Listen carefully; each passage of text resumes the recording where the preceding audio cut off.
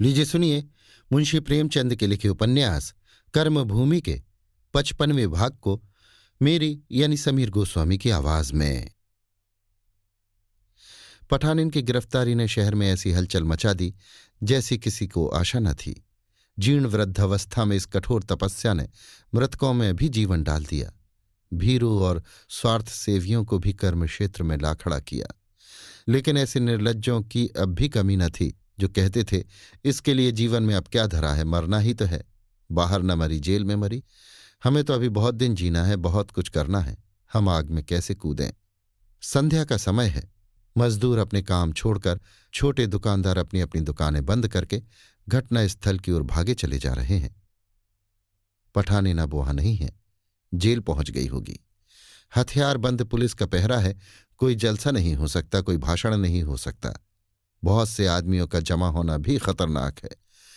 पर इस समय कोई कुछ नहीं सोचता, किसी को कुछ दिखाई नहीं देता।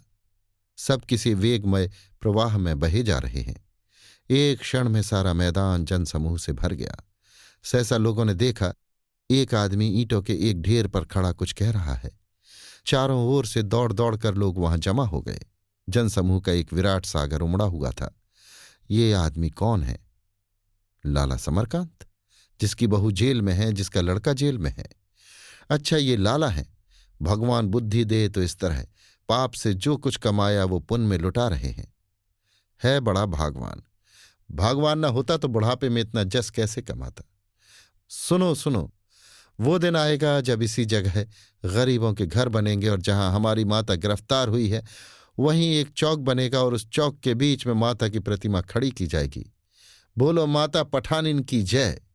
10,000 गलों से माता की जय की ध्वनि निकलती है, विकल, उत्तप्त, गंभीर, मानो गरीबों की हाय संसार में कोई आश्रय न पाकर आकाशवासियों से फरियाद कर रही है। सुनो सुनो, माता ने अपने बालकों के लिए अपने प्राणों का उत्सर्ग कर दिया। हमारे और आपके भी बालक हैं। हम और आप अपने बालकों के लिए क्या करना चाहते हैं, आज इसका निश्चय करना होगा। शोर मचता है, हड़ताल हड़ताल। हाँ, हड़ताल कीजिए, मगर वो हड़ताल 1 या 2 दिन की ना होगी। वो उस वक्त तक रहेगी जब तक हमारे नगर के विधाता हमारी आवाज न सुनेंगे। हम गरीब हैं, दीन हैं, दुखी हैं, लेकिन बड़े आदमी अगर जरा शांत चित्त होकर ध्यान करेंगे तो उन्हें मालूम हो जाएगा कि इन्हीं दीन दुखी प्राणियों ही ने उन्हें बड़ा आदमी बना दिया है। ये बड़े बड़े महल जान हथेली पर रखकर कौन बनाता है? इन कपड़ों की मिलों में कौन काम करता है? प्रातःकाल द्वार पर दूध और मक्खन लेकर कौन आवाज देता है?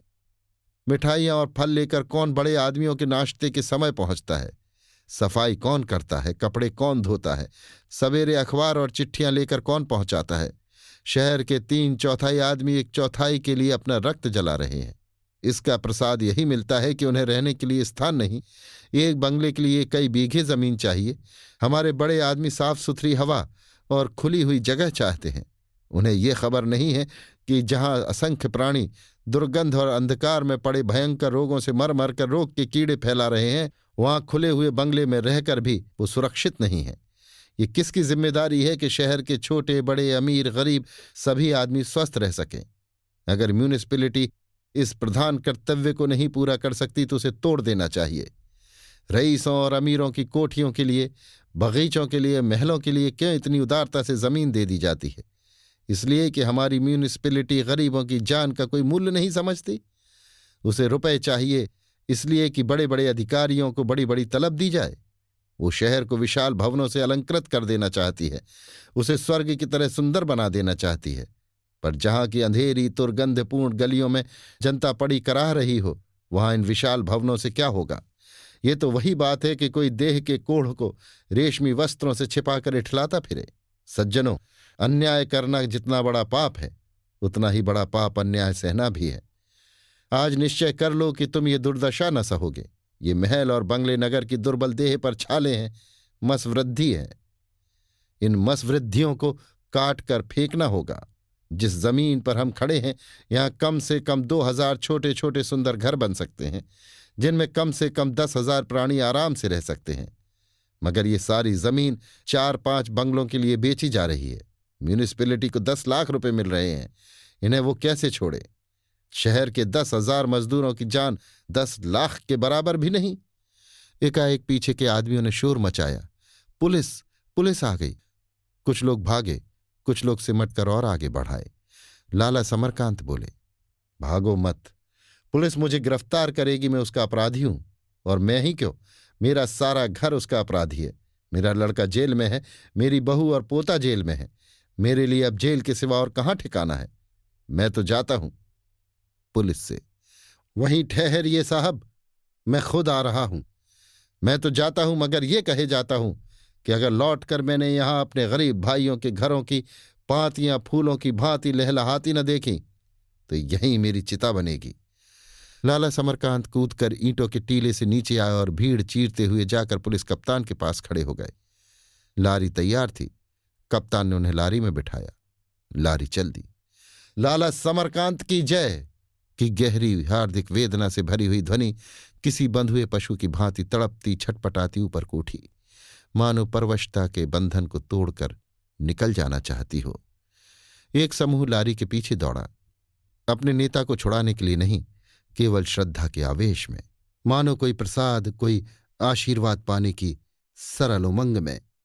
जब लारी गर्द में लुप्त हो गई तो लोग लौट पड़े। ये कौन खड़ा बोल रहा है? कोई औरत जान पड़ती है, कोई भले घर की औरत है। अरे ये तो वही है, लालाजी की समधिन रेणुका देवी। अच्छा, जिन्होंने पाठशाले के नाम अपनी सारी जमा जथा लिख दी। सुनो सुनो प्यारे भाइयों, लाला समरकांत जैसा योगी जिस सुख के लोभ से चलायमान हो गया वो कोई बड़ा भारी सुख होगा। फिर मैं तो औरत हूं और औरत लोभिन होती ही है। आपके शास्त्र पुराण सब यही कहते हैं। फिर मैं उस लोभ को कैसे रोकूं? मैं धनवान की बहू, धनवान की स्त्री, भोग विलास में लिप्त रहने वाली, भजन भाव में मगन रहने वाली। मैं क्या जानूं गरीबों को क्या कष्ट है, उन पर क्या बीतती है। लेकिन इस नगर ने मेरी लड़की छीन ली और अब मैं भी तुम लोगों ही की तरह गरीब हूं। अब मुझे इस विश्वनाथ की पुरी में एक झोपड़ा बनवाने की लालसा है। आपको छोड़कर मैं और किसके पास मांगने जाऊं? ये नगर तुम्हारा है, इसकी एक एक अंगुल जमीन तुम्हारी है, तुम ही इसके राजा हो। मगर सच्चे राजा की भांति तुम भी त्यागी हो। राजा हरिश्चंद्र की भांति अपना सर्वस्व दूसरों को देकर, भिखारियों को अमीर बनाकर तुम आप भिखारी हो गए हो। जानते हो वो छल से खोया हुआ राज्य तुमको कैसे मिलेगा? तुम डोम के हाथों बिक चुके। अब तुम्हें रोहितास और शैव्या को त्यागना पड़ेगा, तभी देवता तुम्हारे ऊपर प्रसन्न होंगे। मेरा मन कह रहा है कि देवताओं में तुम्हारा राज दिलाने की बातचीत हो रही है। आज नहीं तो कल तुम्हारा राज्य तुम्हारे अधिकार में आ जाएगा। उस वक्त मुझे भूल न जाना। मैं तुम्हारे दरबार में अपना प्रार्थना पत्र पेश किए जा रही हूं। सहसा पीछे शोर मचा। फिर पुलिस आ गई। आने दो, उनका काम है अपराधियों को पकड़ना। हम अपराधी हैं, गिरफ्तार न कर लिए गए तो आज नगर में डाका मारेंगे, चोरी करेंगे या कोई षड्यंत्र करेंगे। मैं कहती हूं, कोई संस्था जो जनता पर न्याय बल से नहीं पशु बल से शासन करती है वो लुटेरों की संस्था है। जो लोग गरीबों का हक लूटकर खुद मालदार हो रहे हैं, दूसरों के अधिकार छीनकर अधिकारी बने हुए हैं, वास्तव में वही लुटेरे हैं। भाइयों, मैं तो जाती हूं, मगर मेरा प्रार्थना पत्र आपके सामने है। इस लुटेरी म्यूनिसिपैलिटी को ऐसा सबक दो कि फिर उसे गरीबों को कुचलने का साहस न हो। जो तुम्हें रौंदे उसके पांव में कांटे बनकर चुभ जाओ। कल से ऐसी हड़ताल करो कि धनियों और अधिकारियों को तुम्हारी शक्ति का अनुभव हो जाए। उन्हें विदित हो जाए कि तुम्हारे सहयोग के बिना न वो धन को भोग सकते हैं न अधिकार को। उन्हें दिखा दो कि तुम ही उनके हाथ हो, तुम ही उनके पांव हो, तुम्हारे बगैर वे अपंग हैं।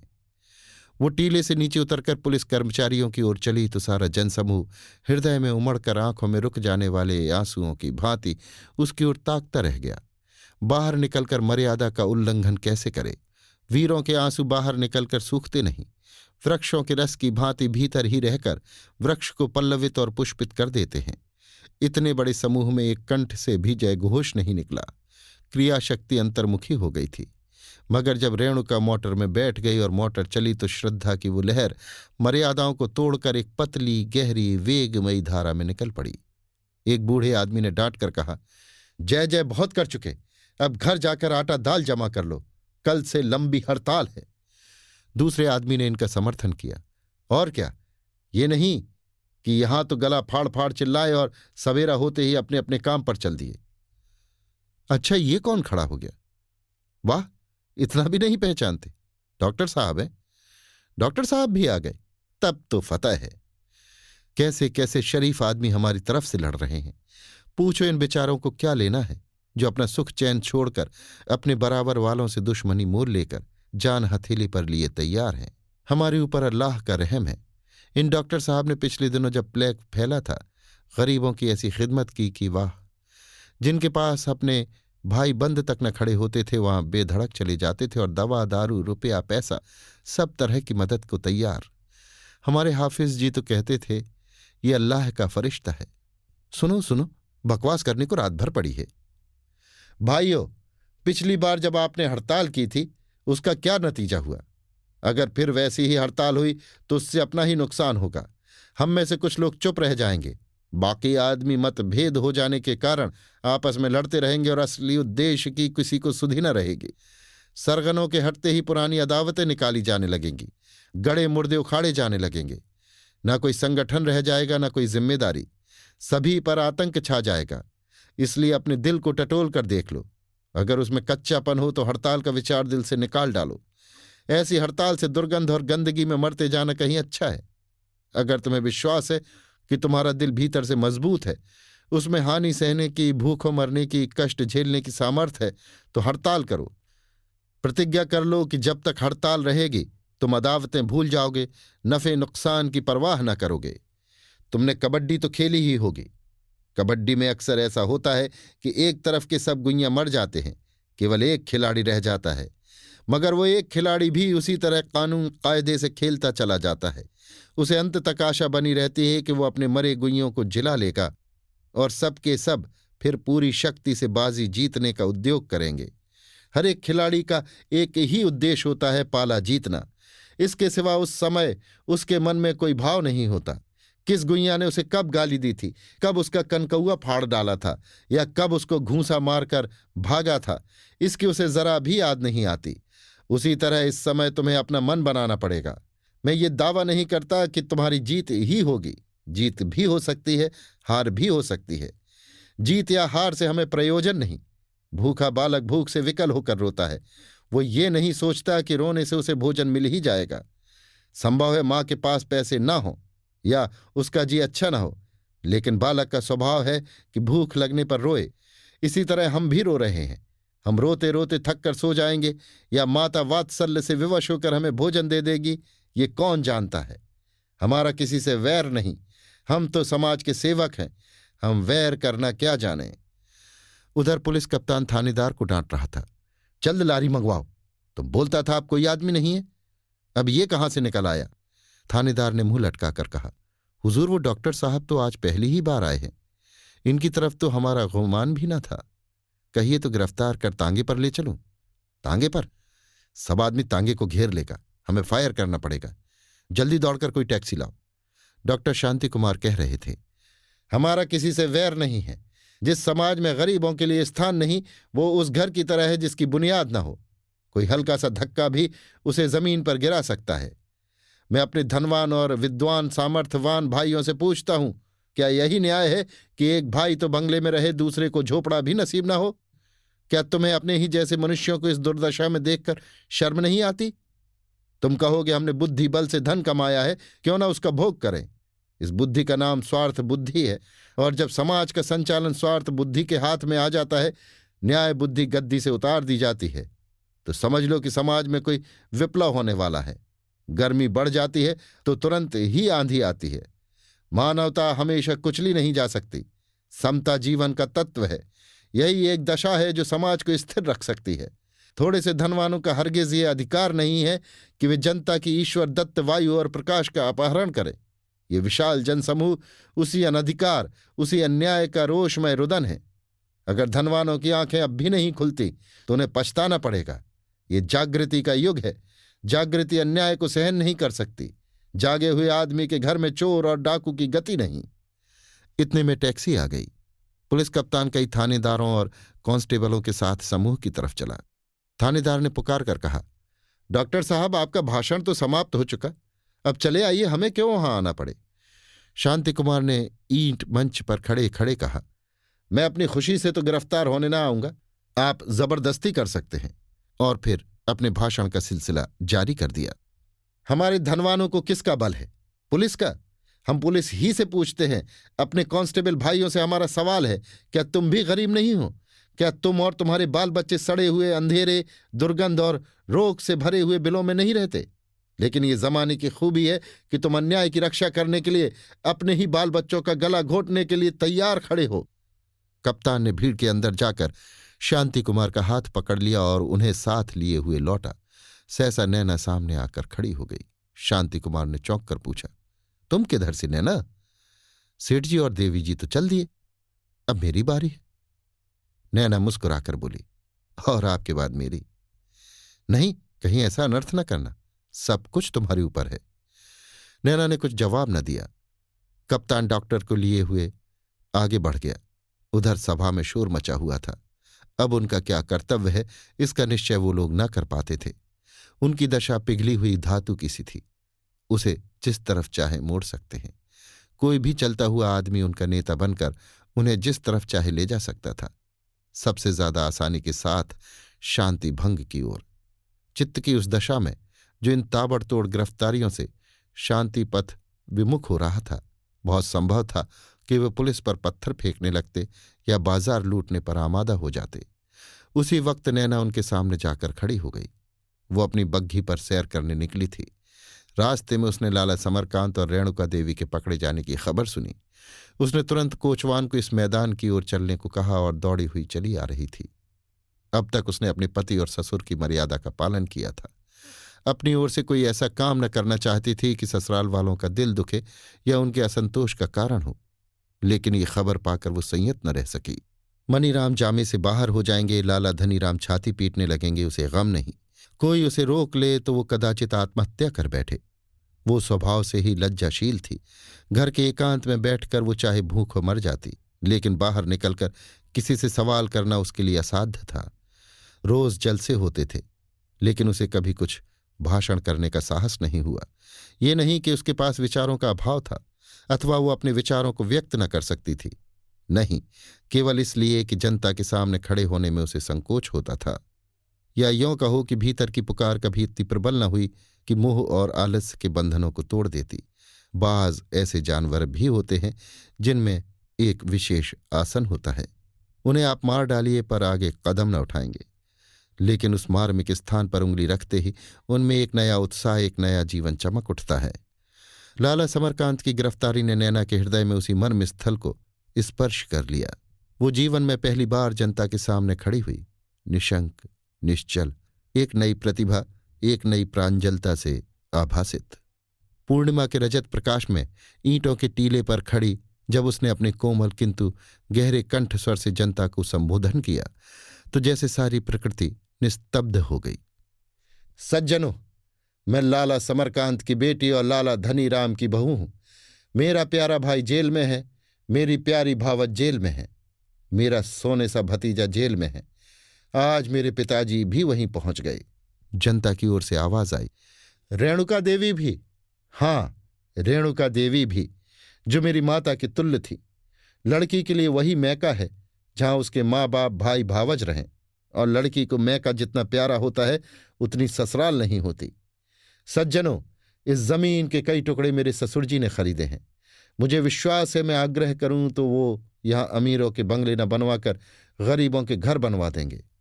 लेकिन हमारा उद्देश्य ये नहीं है। हमारी लड़ाई इस बात पर है कि जिस नगर में आधे से ज्यादा आबादी गंदे बिलों में मर रही हो, उसे कोई अधिकार नहीं है कि महलों और बंगलों के लिए जमीन बेचे। आपने देखा था, यहां कई हरे भरे गांव थे। म्यूनिसिपैलिटी ने नगर निर्माण संघ बनाया। गांव के किसानों की जमीन कौड़ियों के दाम छीन ली गई, और आज वही जमीन अशरफियों के दाम बिक रही है, इसलिए कि बड़े आदमियों के बंगले बने। हम अपने नगर के विधाताओं से पूछते हैं, क्या अमीरों ही के जान होती है, गरीबों के जान नहीं होती? अमीरों ही को तंदुरुस्त रहना चाहिए, गरीबों को तंदुरुस्ती की जरूरत नहीं। अब जनता इस तरह मरने को तैयार नहीं है। अगर मरना ही है तो इस मैदान में खुले आकाश के नीचे चंद्रमा के शीतल प्रकाश में मरना बिलों में मरने से कहीं अच्छा है। लेकिन पहले हमें नगर विधाताओं से एक बात और पूछ लेना है कि वो अब भी हमारा निवेदन स्वीकार करेंगे या नहीं, अब भी इस सिद्धांत को मानेंगे या नहीं। अगर उन्हें घमंड हो कि हथियार के जोर से गरीबों को कुचलकर उनकी आवाज बंद कर सकते हैं तो ये उनकी भूल है। गरीबों का रक्त जहां गिरता है वहां हर एक बूंद की जगह एक एक आदमी उत्पन्न हो जाता है। अगर इस वक्त नगर विधाताओं ने गरीबों की आवाज सुन ली तो उन्हें सैंत का यश मिलेगा, क्योंकि गरीब बहुत दिनों गरीब नहीं रहेंगे और वो जमाना दूर नहीं है जब गरीबों के हाथ में शक्ति होगी। विप्लव के जंतु को छेड़ छेड़ कर न जगाओ, उसे जितना ही छेड़ोगे उतना ही झल्लाएगा, और जब वो उठकर जम्हाई लेगा और जोर से दहाड़ेगा तो फिर तुम्हें भागने को राह न मिलेगी। हमें बोर्ड के मेंबरों को यही चेतावनी देनी है। इस वक्त बहुत ही अच्छा अवसर है, सभी भाई म्यूनिसिपैलिटी के दफ्तर चलें। अब देर न करें, नहीं मेंबर अपने अपने घर चले जाएंगे। हड़ताल में उपद्रव का भय है, इसलिए हड़ताल उसी हालत में करनी चाहिए जब और किसी तरह काम न निकल सके। नैना ने झंडा उठा लिया और म्यूनिसिपैलिटी के दफ्तर की ओर चली। उसके पीछे 20-25 हजार आदमियों का एक सागर उमड़ता हुआ चला, और ये दल मेलों की भीड़ की तरह अश्रृंखल नहीं, फौज की कतारों की तरह श्रृंखलाबद्ध था। 8-8 आदमियों की असंख्य पंक्तियां गंभीर भाव से एक विचार, एक उद्देश्य, एक धारणा की आंतरिक शक्ति का अनुभव करती हुई चली जा रही थी, और उनका तांता न टूटता था, मानो भूगर्भ से निकलती चली आती हों। सड़क के दोनों ओर छज्जों और छतों पर दर्शकों की भीड़ लगी हुई थी। सभी चकित थे। उफ, कितने आदमी हैं, अभी चले ही आ रहे हैं। तब नैना ने ये गीत शुरू कर दिया जो इस समय बच्चे बच्चे की जबान पर था। हम भी मानव तनधारी हैं। कई हजार गलों से संयुक्त सजीव और व्यापक स्वर गगन में गूंज उठा। हम भी मानव तनधारी हैं। नैना ने उस पद की पूर्ति की, क्यों हमको नीच समझते हो। कई हजार गलों ने साथ दिया, क्यों हमको नीच समझते हो। नैना, क्यों अपने सच्चे दासों पर। जनता, क्यों अपने सच्चे दासों पर। नैना, इतना अन्याय बरतते हो। जनता, इतना अन्याय बरतते हो। इधर म्यूनिसिपल बोर्ड में यही प्रश्न छिड़ा हुआ था। हाफिज हलीम ने टेलीफोन का चौंगा मेज पर रखते हुए कहा, डॉक्टर शांति कुमार भी गिरफ्तार हो गए। मिस्टर सेन ने निर्दयता से कहा, अब इस आंदोलन की जड़ कट गई। शगुन कह रहे हैं। पंडित ओंकार नाथ ने चुटकी ली, उस ब्लॉक पर अब बंगले न बनेंगे, शगुन कह रहे हैं। सेन बाबू भी अपने लड़के के नाम से उस ब्लॉक के एक भाग के खरीदार थे। जल उठे। अगर बोर्ड में अपने पास किए हुए प्रस्तावों पर स्थिर रहने की शक्ति नहीं है तो उसे इस्तीफा देकर अलग हो जाना चाहिए। मिस्टर शफीक ने, जो यूनिवर्सिटी के प्रोफेसर और डॉक्टर शांति कुमार के मित्र थे, सेन को आड़े हाथों लिया। बोर्ड के फैसले खुदा के फैसले नहीं हैं। उस वक्त बेशक बोर्ड ने उस ब्लॉक को छोटे छोटे प्लॉटों में नीलाम करने का फैसला किया था, लेकिन उसका नतीजा क्या हुआ? आप लोगों ने वहां जितना इमारती सामान जमा किया उसका कहीं पता नहीं है। 1000 आदमी से ज्यादा रोज रात को वहीं सोते हैं। मुझे यकीन है कि वहां काम करने के लिए मजदूर भी राजी न होगा। मैं बोर्ड को खबरदार किए देता हूं कि अगर उसने अपनी पॉलिसी बदल न दी तो शहर पर बहुत बड़ी आफत आ जाएगी। सेठ समरकांत और शांति कुमार का शरीक होना बता रहा है कि यह तहरीक बच्चों का खेल नहीं है। उसकी जड़ बहुत गहरी पहुंच गई है और उसे उखाड़ फेंकना अब करीब करीब गैर मुमकिन है। बोर्ड को अपना फैसला रद्द करना पड़ेगा, चाहे अभी करें या 125 जानों की नजर लेकर करें। अब तक का तजुर्बा तो यही कह रहा है कि बोर्ड की सख्तियों का बिल्कुल असर नहीं हुआ, बल्कि उल्टा ही असर हुआ। अब जो हड़ताल होगी वो इतनी खौफनाक होगी कि उसके ख्याल से रोंगटे खड़े होते हैं। बोर्ड अपने सिर पर बहुत बड़ी जिम्मेदारी ले रहा है। मिस्टर हामिद अली कपड़े की मिल के मैनेजर थे। उनकी मिल घाटे पर चल रही थी। डरते थे कहीं लंबी हड़ताल हो गई तो बधिया ही बैठ जाएगी। थे तो बेहद मोटे मगर बेहद मेहनती। बोले, हक को तस्लीम करने में बोर्ड को क्यों इतना पसोपेश हो रहा है, ये मेरी समझ में नहीं आता। शायद इसलिए कि उसके गरूर को झुकना पड़ेगा, लेकिन हक के सामने झुकना कमजोरी नहीं, मजबूती है। अगर आज इसी मसले पर बोर्ड का नया इंतखाब हो तो मैं दावे से कह सकता हूं कि बोर्ड का ये रिजोल्यूशन हरफे गलत की तरह मिट जाएगा। 20-25 हजार गरीब आदमियों की बेहतरी और भलाई के लिए अगर बोर्ड को 10-12 लाख का नुकसान उठाना और 10-5 मेंबरों की दिल शिकनी करनी पड़े तो उसे। फिर टेलीफोन की घंटी बजी।